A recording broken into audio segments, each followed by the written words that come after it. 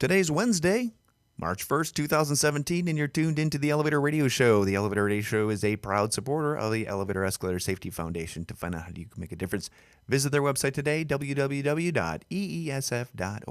Everybody got a good show for today, so stay tuned. Here it comes.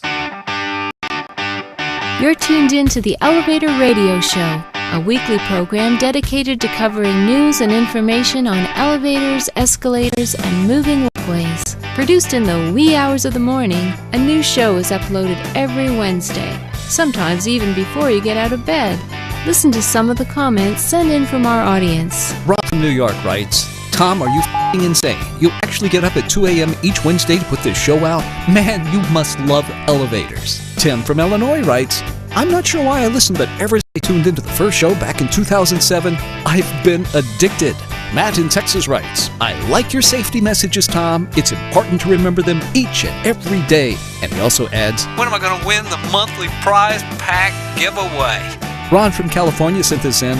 Despite your inability to pronounce words in the English language, I tune in each week and am glad that you offer this service to the industry. It's better than Google News alerts. Sarah from Washington writes, love the show, Tom, and look forward to it each week. I'm glad I signed up for the newsletter. You provide a valuable resource for the industry, not only for North America, but worldwide. Enjoy the show. And now, here's your sleep-deprived host, Tom Seibert. Good morning. Hello, everybody. Yes, thank you for tuning in today's program. This is show number 460. It is great to have you here listening, watching, tuning into the show wherever you might be doing it. Thank you. Greatly appreciate that. I know a lot of you tune into the show after it's been uploaded to iTunes. Some of you tune in to Facebook, all sorts of different ways that you can tune in, which is difficult sometimes to keep up on. But it is a good show today.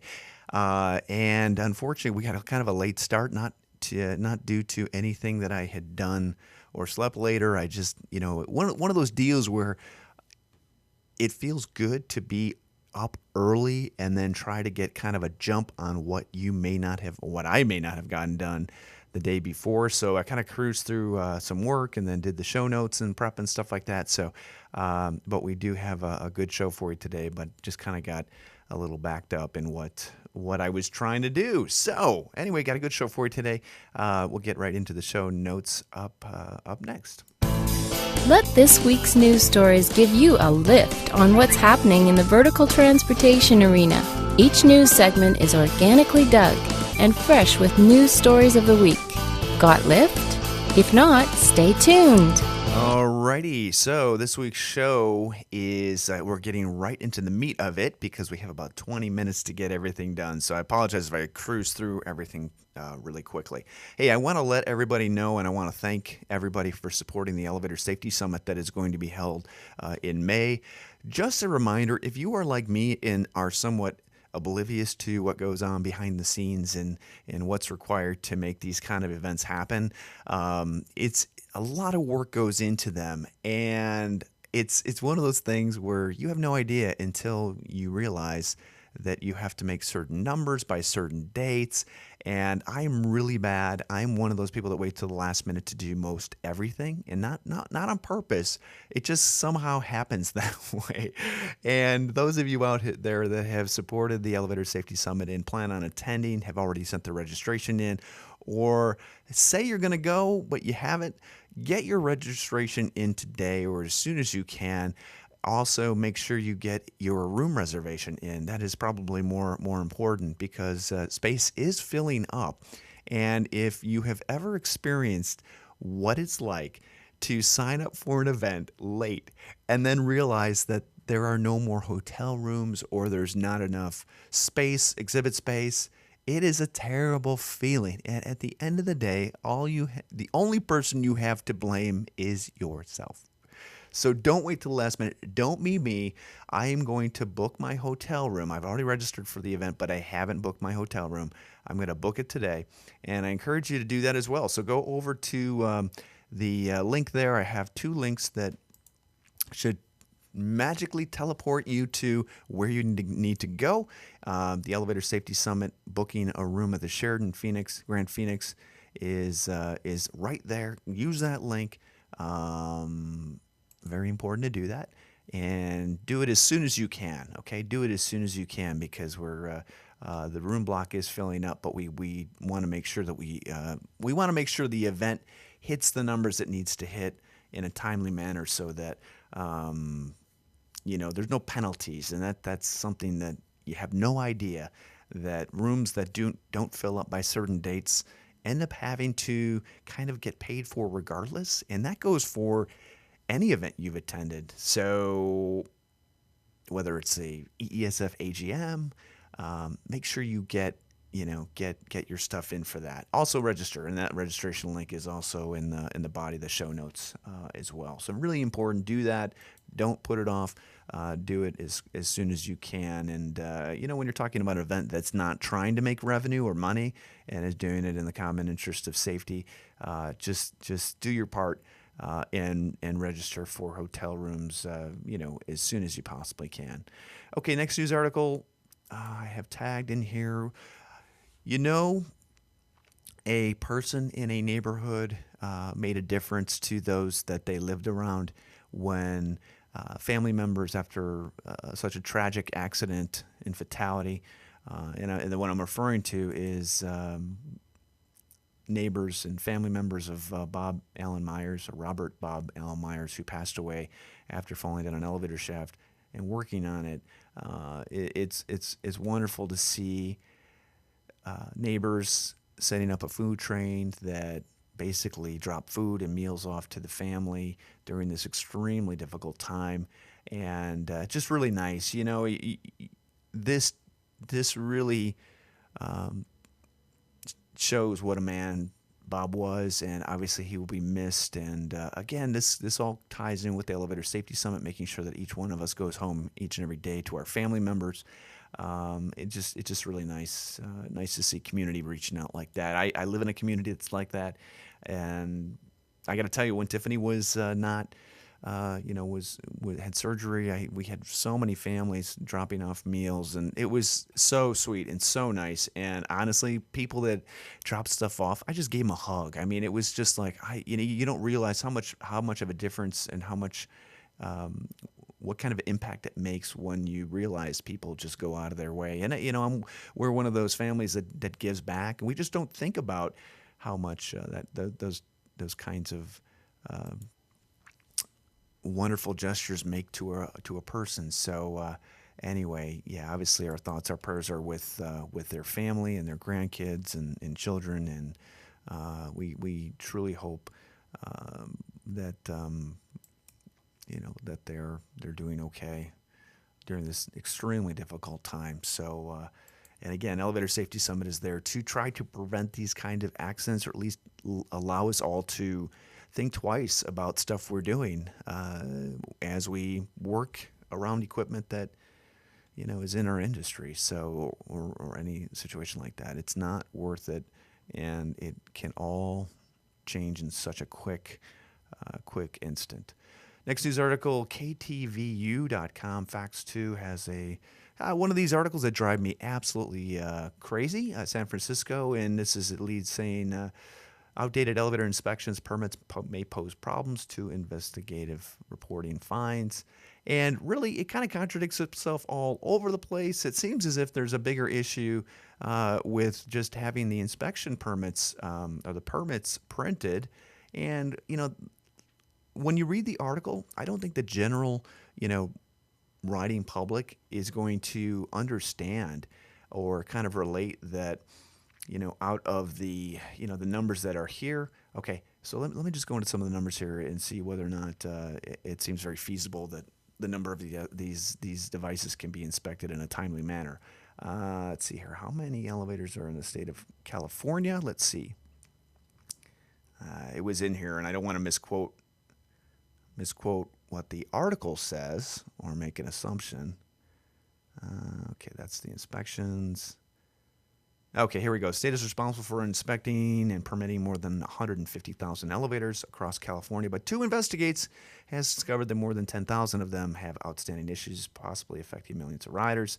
And it talked about this the one rider who got stalled in an elevator, and his response was they should bring it back up to date, the permit that is. and or they should put a whole new elevator in. Well, that makes perfect sense. Yeah, yeah. The advice of a crazy person who thinks that a brand new elevator could prevent an entrapment from occurring.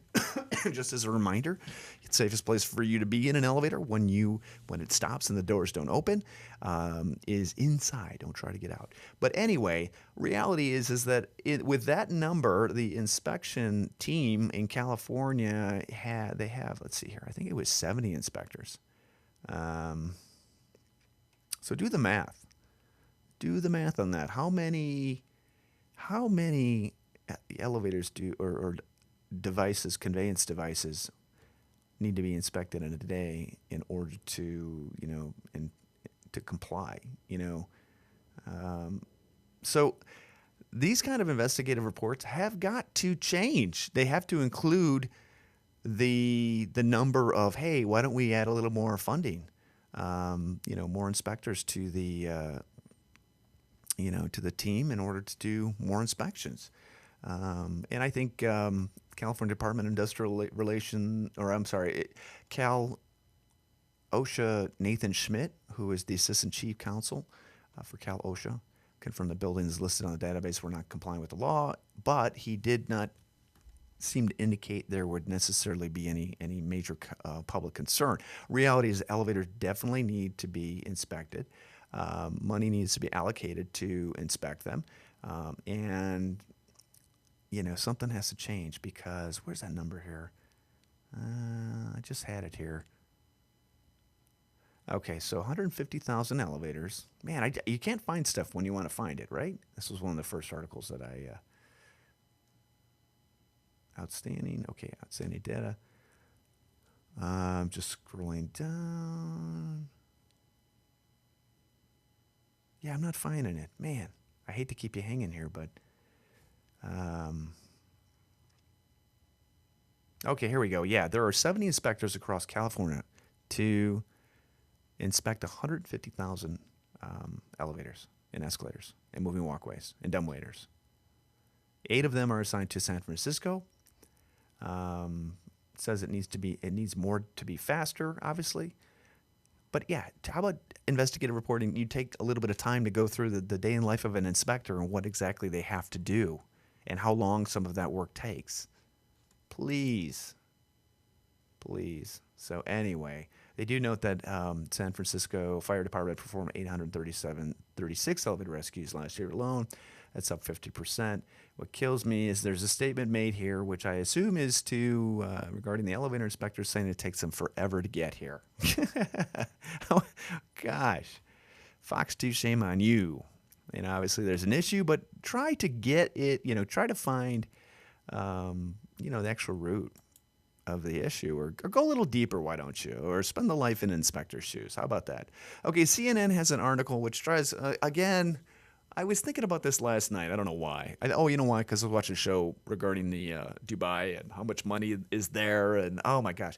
I wonder, do you think there will be a time when the money from all the oil kind of just dries up and we'll see kind of a Saudi Arabia that looks just like Detroit? I don't mean no malice, no bad things about Detroit, but just one that, money has moved out of.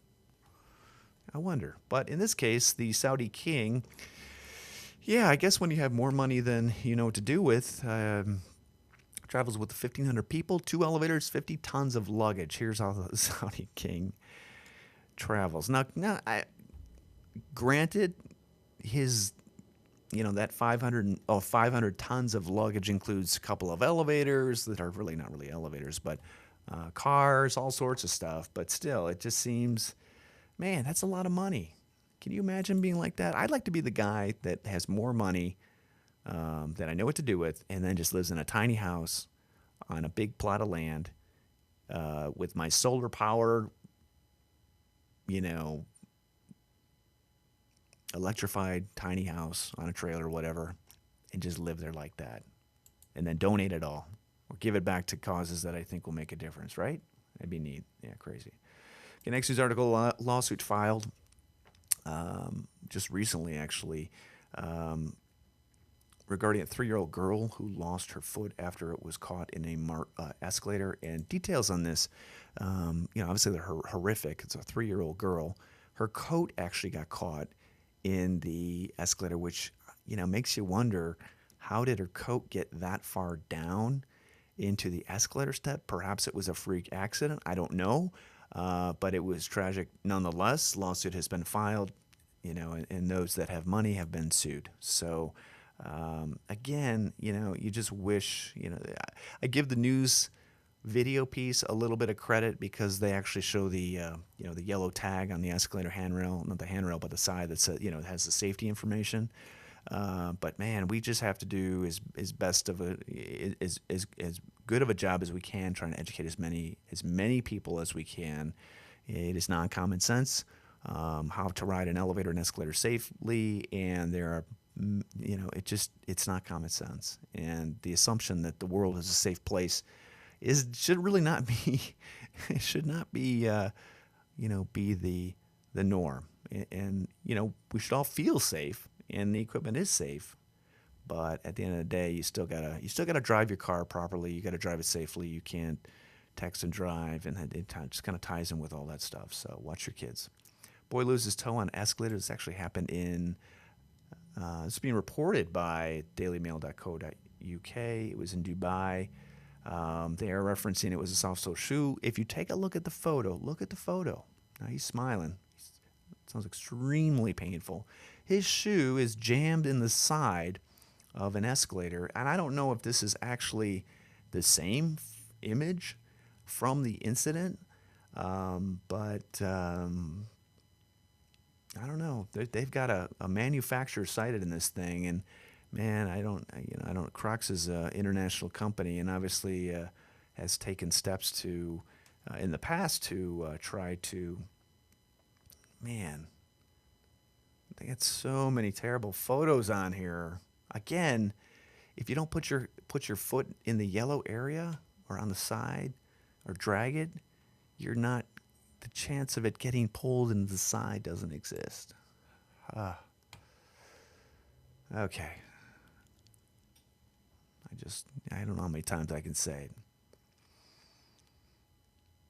Okay, there's a little bit more information regarding the elevator at the prison where the guard died when he fell through the elevator after a incident with a prisoner, which, again, I don't know how true some of this is or where they're getting their information, but the estate of Christopher Moulis filed a lawsuit noting that elevator companies knew or had known about the dangerous conditions that led to the fatal incident. And if you scroll down a little bit, everybody sued that they could touch. Lawsuit alleges that the defendants knew about other incidents involving elevators at the correctional facility when someone or something knocked against a door and it opened in a way it wasn't supposed to. But none of the defendants began any investigation or repairs after learning of the problems, the suit said. Instead, the elevator still had inadequate equipment the night of the fatal incident. According to the lawsuit, the elevator in question had an undersized gib, which is a device that prevents elevator doors from swinging in or out, as well as drywall screws instead of metal fastening screws. Again, this is all alleged information, but yeah, I don't think drywall screws should be used in any elevator type application. So this is our lesson to be learned. Also, there's a lack of safety retainers on the tracks of the hoistway door and other worn-out equipment for the incident. All I can tell you, if you're a contractor, and I'm not a contractor, so I can't really, speak to great length on this. If you have a client that does not want to do the work that you are recommending that they do because of worn equipment, and there could be a safety issue at play here where somebody could die or death or injury could occur, please document it. Document it. If you've got a client that's just a total asshat, that doesn't want to spend any money, who just wants you to come out and look at it, make sure it's safe, and then not pay for maintenance or whatnot, just drop them. There's nothing worth that. Look at the companies that are being named in this suit. Way too many, to the point where, insurance will take care of it, but still, it's a pain in the ass. And there's a fatality that that ensued with it. So this is a great lesson. This is a great learning opportunity that we as an industry need to do our due diligence to call people, document on the table, when we can, and not just look the other way and say, this is not safe. This is what's going to happen. I don't care what kind of client you have, because the reality is that if that, when it comes up 5-10 years from now and they don't do anything, you're not going to be the guy saying, I looked the other way. Please do your due diligence, where it's applicable. I'm not telling you to write everything up and say, be a crazy letter guy, or person, but just do your part. This is a good article. Encourage you to print it, to share it, the details of it, because we have actually learned something from this to some extent, even if the information provided in the article is, quote, alleged. Okay, Elevator U 2017 conference is open, and it is filling up fast. Holy moly, within like 2 days, I think close to half of the vendor booths are sold. So if you want a booth, you better get it soon, because they're going fast. And if you are like a handful of companies that wait till the last minute to get their booth, you are going to miss out on a fun conference, a great opportunity to attend, and it'll be kind of one of those deals where the only person to blame is going to be yourself. So the word is out. This next news article, CA meeting is tomorrow night, March 2nd. Adams Elevator will be presenting, and I will not be there, unfortunately. I have my son's winter sports awards banquet is tomorrow, so I'll be at that. But everybody have a great meeting. Those of you who are attending, movies with the best elevator scenes. I wish there were more photos with this, because I have some of my own favorite movies. But if you have your own, maybe kind of compile a list in your mind on what you think, what you believe are some of the best elevator scenes out there. I don't go crazy when I see elevators, but I'm always looking to see whose parts are what when I look at elevators and whatnot in movie scenes, and whether or not they're props, they're made by prop companies, or they're actual units that are accurate. I always look for that too, and I'll point out, like, no, that wouldn't have been made back in 1960 or whatever. That's kind of fun to do that. This is kind of cool. We talked about the iCloud app and the audio feedback and interaction with Kone, and how they are providing intelligent services for elevators and escalators, which is here. This is pretty cool. You can actually listen live to elevators around the country. And I'm not quite sure how this works, but I've clicked on the Illinois. Perfect leveling Oh, on God. floor 5. Yikes, that scared me. Thank you. So what you're listening to is an elevator in Illinois, USA, and it's got a live feed of what's going on. So this elevator is going up. The Kone elevator is the male's voice, and then the cloud Kone, or Kone cloud, is the female's voice. And it keeps track of like what floor it's at, perfect temperature, 21.2 degrees Celsius. I think it's pretty cool, and the interface with what this is doing is neat. This is cool. I don't know if it's an actual audio, inside. Perfect leveling on God, floor 0. That scares the crud out Thanks. of me. Okay. Keep me posted. I don't know. I should read the press release, but I think it's cool. So you got machinery, talking and communicating with what it's doing, some of which we wonder if it's, good or not. It's a slight bounce. It's talking about a little slight bounce coming in the elevator, or the doors were a little bit noisy, just stuff like that. You wonder. I think it's cool. You wonder if it can get to the point where it's it starts to communicate with who you are as you get in the elevator. It knows you're Tom. With like destination dispatch, you can walk in and say, "Hey, hello, Tom. How's your day today?" Kind of like a Siri. For those of you out there, remember there was a company that came out with this talk elevator product where it was supposed to be audio, and I had some discussions with this company when they first tried to get the product into the American market. I mean, they were somewhat blind and tried to provide them with some advice. I asked them for a sample just so I could test it, and they said no, which was fine. But the reality is that if it's anything like how Siri works, I would never want to use it. It's just I don't think it's far enough along. But it'd be cool if equipment and devices get to that point where voice recognition learns better than what it's doing now. Okay, next news article. Metro uses escalator audio for safety. Again, this is kind of a tie-in with that. Bear with me, I clicked on the wrong link. I think it's a great idea.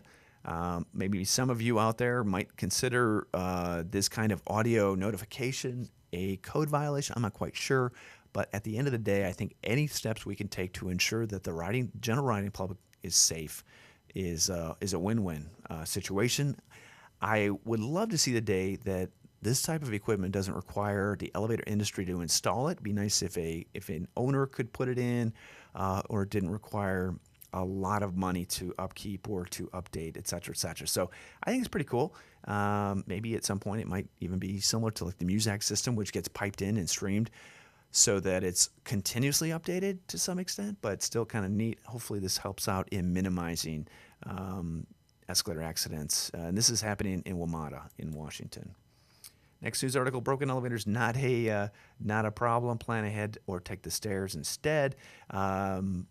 It is a big problem if you are in a wheelchair and you can't navigate the stairs in your wheelchair. So yeah, it is a big problem, unfortunately, bigger than the Oswegonian is sharing. But anyway, hopefully they get those going sooner than later. I can't believe this one, and I'm not quite sure when this actually happened. I think this might actually be an article that was regurgitated. Let's see here. The news article is posted February 19th, but apparently in St. Louis, an alert shopper is being called a hero after he caught a teen who fell from an escalator in Missouri earlier this month. Oh, yeah, we actually kind of talked about that. Kind of crazy. Videos online with that. But, man, teen, you just shouldn't have been doing that, and maybe you could be a spokesperson for what, not doing stupid stuff in the world, or else the next, life of your 9 may not be, maybe be your last, depending on what kind of silly thing that you do or whatnot. You are extremely lucky because fatality typically ends in this kind of incident.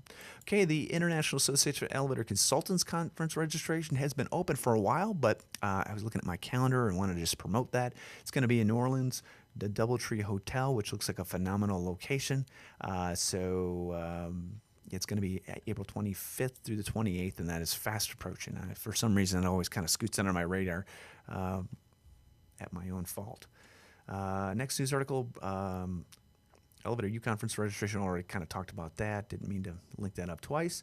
For those of you in the Chicagoland area who work with Kafka Manufacturing, I don't know, and maybe some other manufacturers over the years, or Ted Bourbonnais, man, that was tough to say, passed away at the age of 61. Oh, no, he was not 61. Bear with me. No, he was not 61. I apologize. Anyway, he passed away, and obviously our thoughts, our prayers go out to his family. And we remember, obviously, those that served in our industry and contributed to making it a better one. His actual services are going to be on March 2nd. The visitation is today, March 1st in Elmer. So obituaries is linked up. If you want to send a condolence, you can do that through the link. Okay, next news article. Chicago Elevator Association Scholarship Fund fundraiser. No, not funds.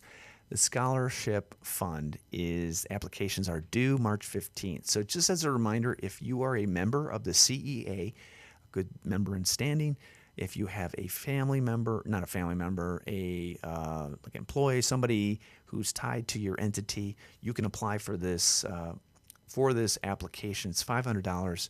There's multiple ones being given away, and they are, let's see here, they are, last year they were only open to incoming freshmen. They are now open to anybody who is going to college. But you do have to fill an application out, which has some requirements in it. So download those applications, get them into the address that is shown on the application as soon as you can. Okay, next news article. I want to link this up with the actual title of the news article, but this is broken escalator turns into human bowling.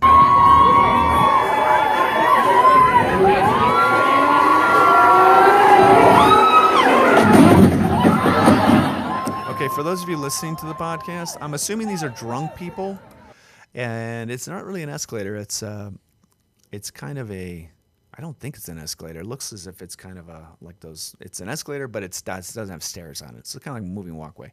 Anyway, yeah, this is security did show up, and they did disperse the crowd, but the barriers that were supposed to prevent people from going down were used to set up as a bowling thing. So yeah, drunk people unite. But yeah, what the F? It was my title on this. Last news article of the show: escalators replaced by slide. I guess in some cases, I don't think slides are I wouldn't say slides are safer. Probably cheaper. But in China, where all things are interesting, the shopping center in China has decided to do away with convention of replacing an escalator with a 16-meter tall spiral slide. Oh gosh. But how do you get up? How do you get up the slide? If you're like me and was a kid that would kind of walk up the slide thinking that somebody was going to come down and get you because they did, they're probably going to have that as well. So there's no video of this, but interesting way of, I guess, either saving costs or making sure that there are other options to get down. So anyway. Crazy. Well, that's going to do it for today's show, everybody. I want to thank you for joining us. It has been my absolute pleasure to bring the show to you today. Remember, Mick, if you're planning on attending the Elevator Safety Summit in Phoenix, get your registration in today, book your room, have that done, have one less thing you got to deal with, on your to-do list, and make sure safety is a priority in each and every day of yours as you go out and head into the real world. Make sure that you go home each and every day. All right, that's going to do it, everybody. We'll see you next week on next week's program. It'll be 461, and we are slowly inching closer to show number 500, which is kind of crazy. So excited about that. All right, everybody, have a great week. Be safe and relax a little bit if you can. Okay, take care. Bye-bye.